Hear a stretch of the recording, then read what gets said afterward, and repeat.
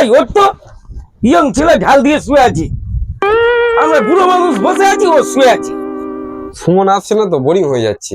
হ্যাঁ সুমন তো আজকের বাংলা খাতার রেজাল্ট বার হবে, ওইটাই নাম্বারটা কত পেয়েছে আমিও চিন্তায় আছি। ওই আসছে না? হ্যাঁ ওই তো। ওই তো। সুমন বল। কত পেলি ভাই বাংলায়? আরে বলিস না, বাংলায় 4 পেয়েছি রে। 50-এ 4। কেন কিছু লিখিসনি?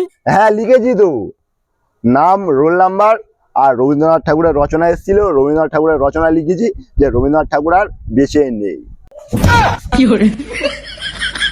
অনেক লিখে ফেলেছি। স্যার এর ট্যালেন্ট বুঝতে ভুল করেছে, ও এতটা নলেজ আছে যে রবীন্দ্রনাথ ঠাকুর মরে গেছে সেটা জানে, এই জানার জন্য অন্তত 50-এ 25 দেওয়া উচিত। কাল থেকে তুই আর দরকার নেই, আর যাবো না।